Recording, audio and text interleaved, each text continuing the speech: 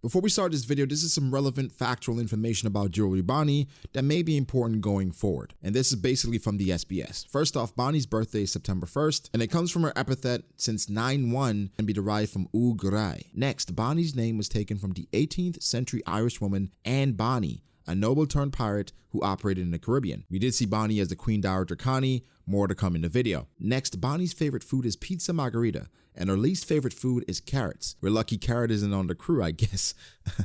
Next, Bonnie's animal resemblance is a deer, and the flower that represents her is a freesia. I did a bit of digging to try to figure out what a freesia could be, and the pink freesias, it seems they represent motherly love. So, seeing Connie as the Queen Dowager, could this mean something else about Bonnie and her relationship with Kuma?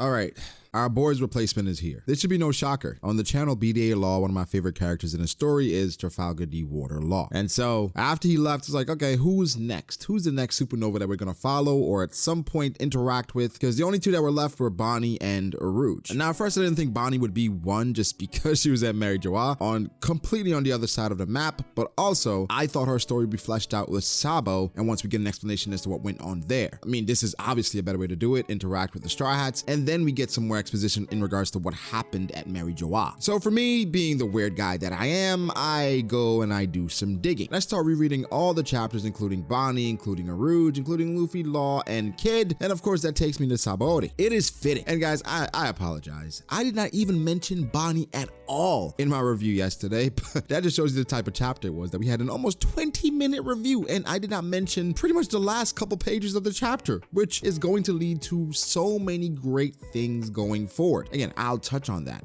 However, if you're here for the first time, be amazing if you could subscribe to the channel. You may have seen a few videos before. Now is the time, okay? Because the final saga is just getting started. And if you've been here before, you know the drill. Drop a like. Let's move on. It don't cost you nothing, all right? Going back to some of my rereads in chapter 504, 505, even all the way into 595s. This may be a Luffy level stretch, but in chapter 504 is a certain page. That's after it was revealed that the Straw Hats beat up the Celestial Dragons. You know, one of my favorite moments, Luffy just punching the shit out of Charlos. On this specific page, it has Capone Gang Beige, the first supernova we see. Then we see Hawkins, then we see X-Drake, then we see Apu, then we see Bonnie, then we see Aruj. Of course, there's no Kid Law or Killer. Those seem to be exceptions from this stretched narrative, but this may be the order in which we interact with these people, because we first got Capone on Whole Cake Island, then Hawkins was the first supernova the Straw Hats interacted with in Wano, then it was X-Drake, then it was Apu, and now we're meeting Bonnie and Aruj. Something interesting as well, Capone Gang Beige is on his own page, somewhat in his own panel. Then we have Hawkins in his own panel, then we have X-Drake. Again, it's a Luffy level stretch, I know, but let's say this is a foreshadow or some way an inclination as to what's gonna come next, which I don't really think it does, just thought it was really cool. We're gonna see Aruj really soon, especially with Aruj having little baby wings. He could be somewhat in Elbaf. The last time you saw him, he was somewhere high. So I guess we want to talk about giants. They're really tall, so we see Aruj. I don't know. I think something more important than that is what Bonnie said. Because of what happened with them beating up the Celestial Dragons, she said that Zoro was an idiot and that Luffy was a bigger idiot, and that if she sees them in a new world,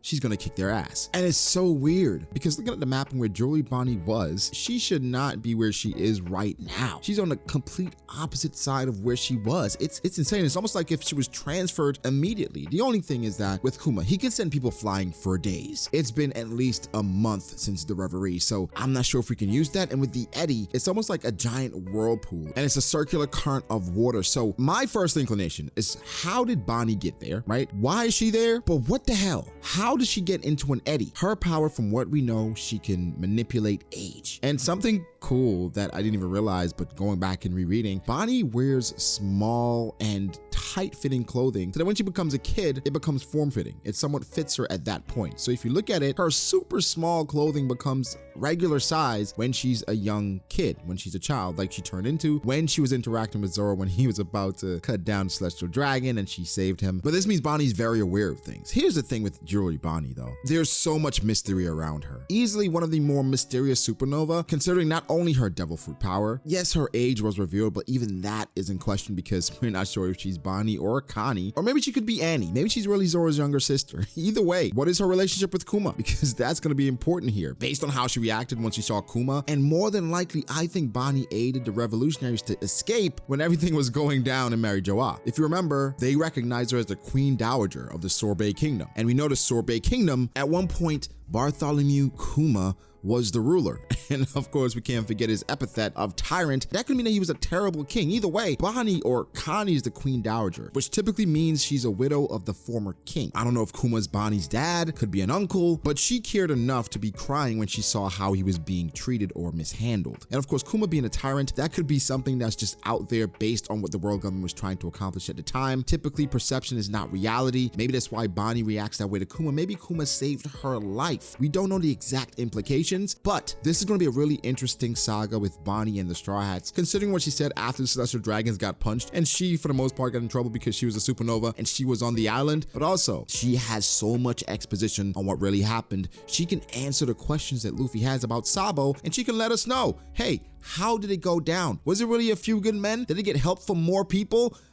Personally, I need to know that. Secondly, there's some other things going on here. Back in chapter 595, Jewelry Bonnie was captured by Blackbeard at first, right? And Blackbeard did try to solicit her and make her his woman, but she obviously refused. And then they left her for Akainu because Akainu was on the ship that they were supposed to trade Jewelry Bonnie for. But Akainu's words are important here because he said a cold shiver ran through his body when he heard that she ran away from the government. Nothing sends a cold shiver through a magma man's body. I'm not sure Kuzan was able to do that, but Bonnie escaping the world government did that. Here's what's important. It could specifically be about her devil fruit power, but for the world government, I would assume they know what happens after someone dies. If the devil fruit goes to the nearest fruit, I would assume that, right? But even if it's just about the power, they don't want to kill the person. Let's say it's about a relationship, the fact that she could be royal. Why is her existence, for Akainu specifically, so dangerous that a cold shiver ran through his spine? Is it something that she's done in the past that they're so privy to, or him specifically is privy to, that they cannot lose sight of her? But the crazy part is they lost sight of her right after that because she was chilling in the New World. Well, we saw her in Mary Joa, and maybe that's where she was held captive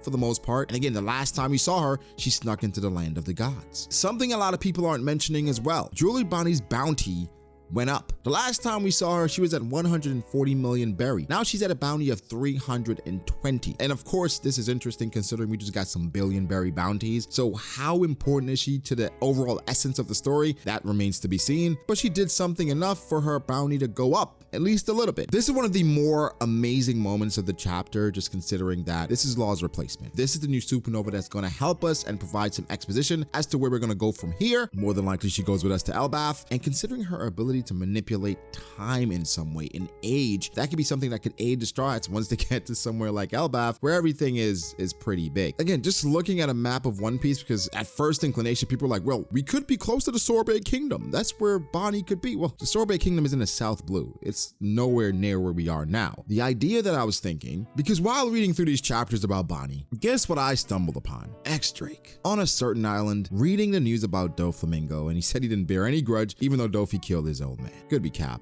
We don't know. Either way, this reminds me of X-Drake when he was first seeking out Kaido. And Kaido's favorite island was a snowy island that Scotch was on. And the thing is, this was Kaido's favorite island for a reason. And Scotch was saying, hey, don't make him mad. I'm here to guard this island. If this is Kaido's favorite island, if there's nothing completely on this island, why is it there? Why is it being guarded? So this could be the next step into figuring out more about Kaido through Bonnie, because we have no idea about her history and her lineage, and the possibilities are endless. Yes, guys, I do think Aruj will be showing up at some point shortly. It'll be amazing if we got 2 Supernova to go with us to Elbaf, but right now the person that stuck with us is Jewelry Bonnie, because she seems to be by herself. Her crew did get eradicated back then by Blackbeard. Not sure if they ever reunited and how she escaped. Who knows? But guys, I am so excited for Jewelry Bonnie. Been waiting to find out more about her. We'll have some more exposition in the breakdown once I find out some more information, because there's just so much here. And again, Final Saga Oda, he's been in his bag, man. The pen is on fire. But guys, you give me your thoughts. But yeah, thank you guys so much. Make sure to like the video if you did. Subscribe to the channel for more content like this. Follow me on Twitter at BragoDAce. Follow me on Instagram at BragoD.ace. Thank you to my patrons. I appreciate you guys so much. Thank you to my members. I appreciate you guys all so much. And yeah, I'll catch you guys in the next one. Peace.